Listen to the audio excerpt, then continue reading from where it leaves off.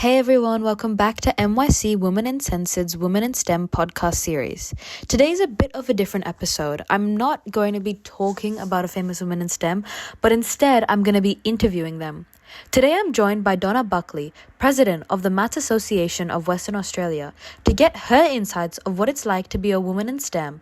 So without further ado, let's get into it. I think we can just jump right into it. I think we can just start with just a brief introduction about who you are, what your occupation is. I guess maybe your story leading up to you going into a STEM field. I am a mathematics teacher. I suppose I love dance to start with, but then I wanted to teach. I need people, I like connecting and being with people, and I had to choose a specialist as a teacher. So I chose mathematics, and from there I've gained a love of mathematics and very much see it as an art form rather than a yeah, I'm just passionate about it. And I Mhm. really see mathematics as the core. It's almost like in dance. So if you want to be a good dancer, you have to have a good core. Yeah, that's fair. So mathematics is the core for me. So Okay, yeah, that's that's where I went into STEM. I think chemistry was probably my passion at okay. school. I loved chemistry. And now looking back, I can see that logic. But yeah, so I went into teaching. I was almost going to become a minister, Oh actually. So wow, okay. yeah. Then teaching, Mm. teaching is What made you choose teaching instead of becoming a minister? um I think because I was young, I Hmm. felt on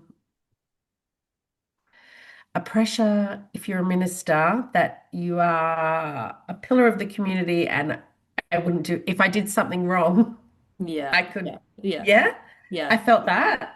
So I thought teaching and also I did go into teaching. It was good the holidays and Yeah. yeah, so it's that what I thought was work-life balance, but Yeah, not I know quite. teachers work a lot. It's kind of Yes, surprising yeah, until you get yeah. into But, those. Yeah. but definitely holidays and that flexibility. Absolutely. Um, it doesn't have to be anything in too much depth, but what would you say some of your contributions are to STEM, even if it's something that you decided to go into the STEM field, that is still a significant contribution because I think a big issue is that young girls in this generation, they don't see as many females in more STEM fields, so they feel like it's Yeah. not a field that would really welcome them or support them. So that's pretty much what this episode is about as well. For me, Annika, is that I brought Math Talent Quest into WA. Mhm. So it is in Victoria. It's an Mhm. Australian competition run by the Australian Association of Mhm. Maths Teachers. And through the Maths Talent Quest, I let go of the calculation side of mathematics Mm. and allowed my students to explore and play with a problem that was of interest to them. And I remember one of my well, there was guitar case designs. They won the national competition. So mathematics of how do you optimize a guitar case because that was a problem of interest to him. But also, uh, a young girl did costume ruffles. So she was her they were in her mum was a costume designer, and she worked out what was the optimum solution. How do I work out how much fabric do I need for a ruffle? So I think one of my proudest moments is that I bring textiles into mathematics because often it's very male dominated and people don't see that it's people like Ada Lovelace who was the first software programmer. And Mhm. she designed that because she had diversity of thought from a weaving pattern. And if you look at weaving, knitting, algorithms, there is so much mathematics and logical thought put into that, but we don't celebrate women's contributions. You know, the first computer scientists were women. When there was a lot of money to be made, then possibly there were more men going into the industry. So I think enlightening people to the power of women's work is one of my proud contributions. Awesome. Yeah, it sounds like such a cool thing. Actually, recently I'm a president in my school of STEM club. And recently we ran or like pretty much founded the first mathletes competition within our school.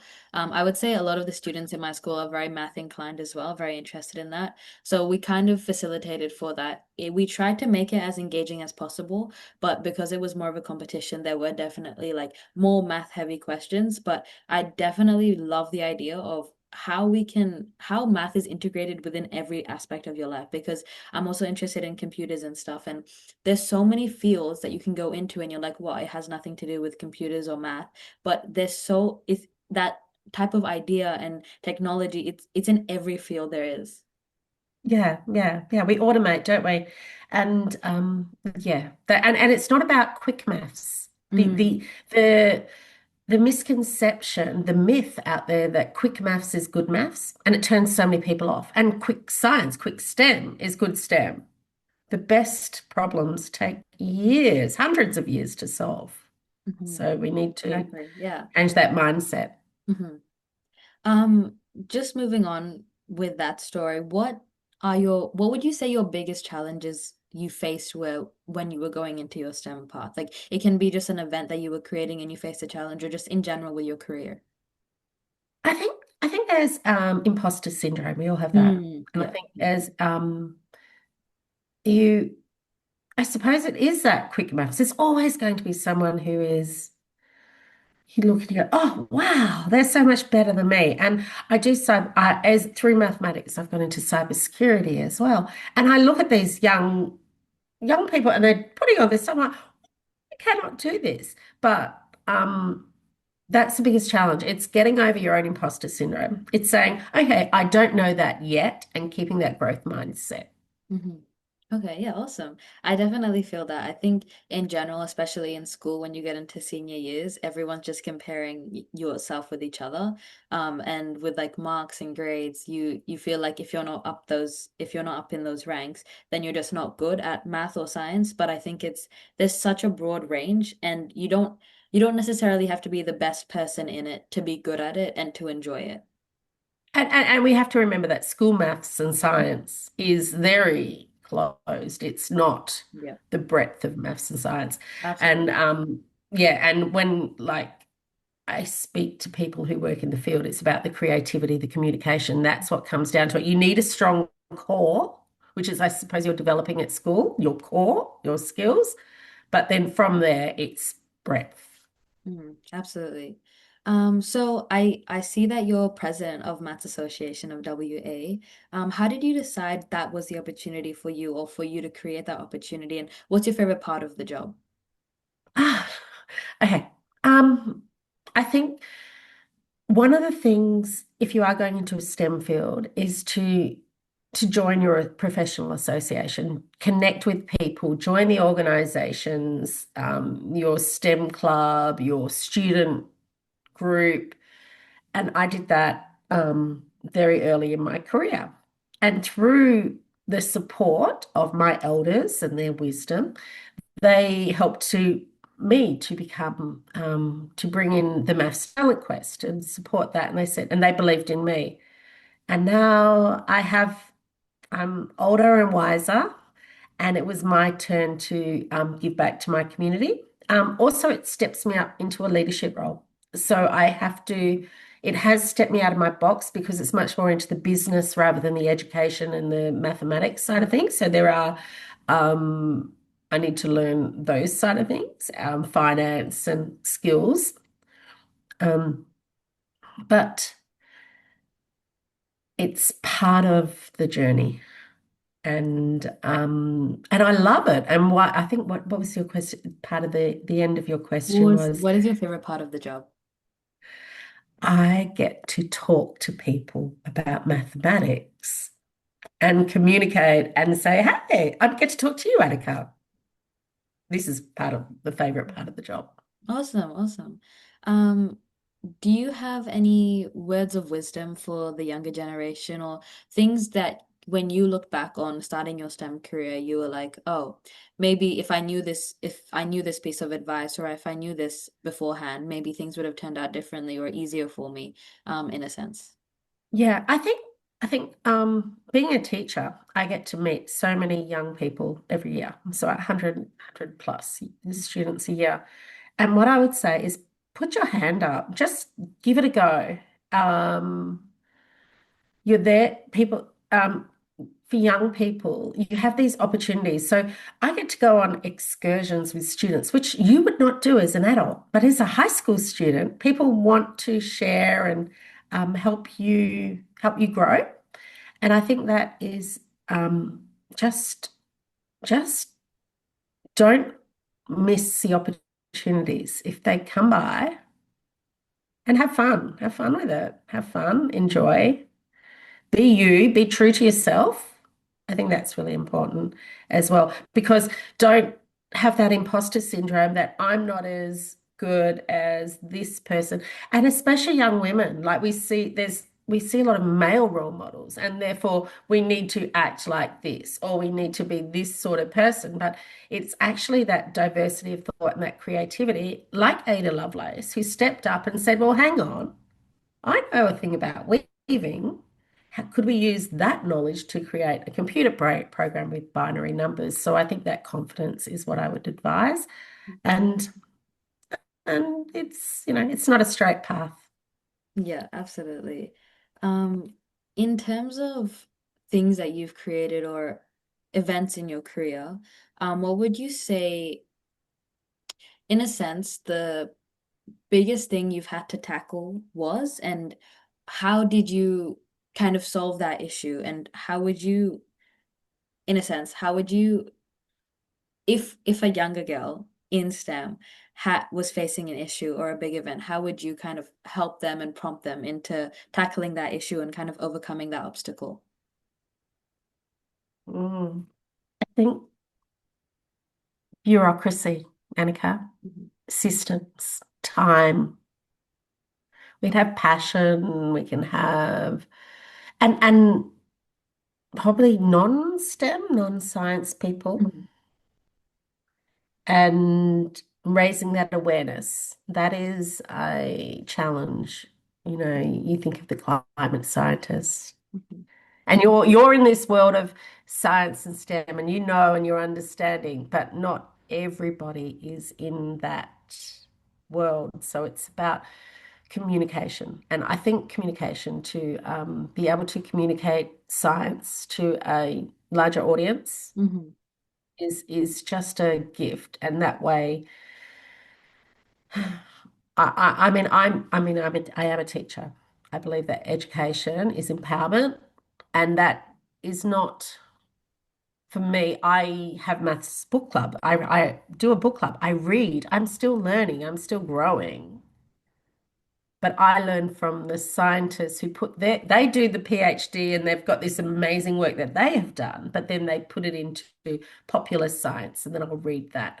Um, so I think to be Yeah, but the biggest challenge is the bureaucracy, Mhm. the red tape, and then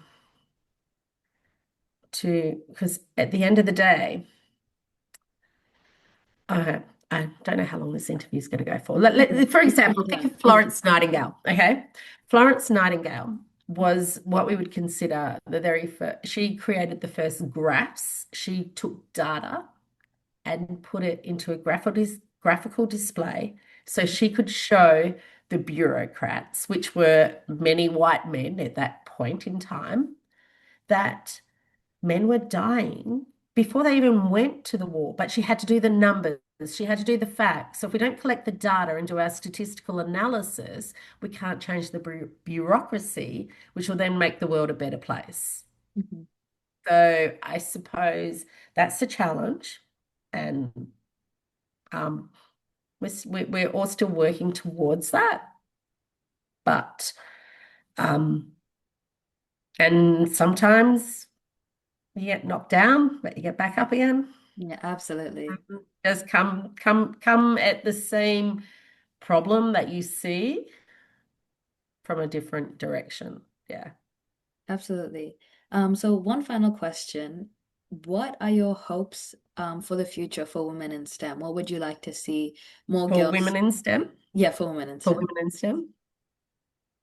Um, my hope for the future is that um, I hope that we don't go down a path of digital numbness, that we are not sitting, that we just keep consuming, and that the market, which is the people who are making an awful lot of money out of it, we keep feeding algorithms into our phones and our devices and our social media, that we remain to be critical, creative. I see a world of the polymath and the artisan. Okay, that is my hope.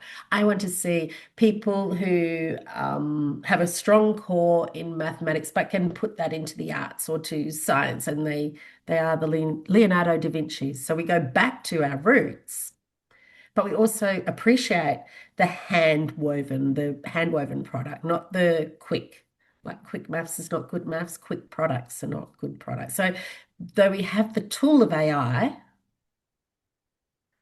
it's still we value the artwork that was done by hand, or the Absolutely. book that was written by the person, and that uniqueness. So I think that's what I hope for the future. Absolutely. I 100% agree. I think in today's day and age, it's so easy to rely on like technology with ChatGPT and everything. And it's hard to differentiate between what's real and what's not, but appreciating those who have put in the time and it's their unique ideas and opinions that are being shared, I think that's really, really important. So Yeah, absolutely, keeping the people, isn't it? I think we all absolutely. got, after COVID, we all sort of got locked up, and there was this Mm. with the device, but now it's like the importance of connection and people. Absolutely. So that pretty much wraps up all my questions. Is there anything else you'd like to add, just as a message to any future or aspiring girls who want to go into STEM fields? Inspiring, inspiring. Oh, just think local, act global. I think that's we need to look at our own community and do things that when you can't.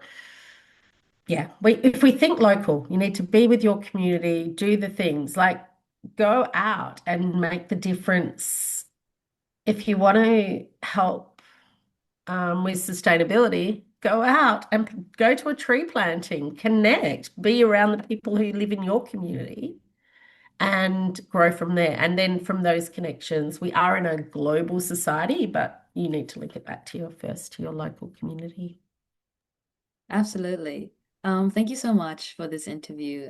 If there's anything else you would like to add, we can always schedule another one, but I really appreciate your time. And this is actually one of the first interviews I'm doing. I started the series and I didn't get that much turnout with when I was sending out emails. So I started with just famous women in STEM to start the podcast, and it's been a bit slow, but it's really nice to talk to real women in STEM who've actually explored and understood the field. So I really appreciate your time and thank you so much. Thank you. And I'm happy to send you the email address of a few other women in STEM that, That would be lovely. Thank you so much. yes, yeah, you're welcome.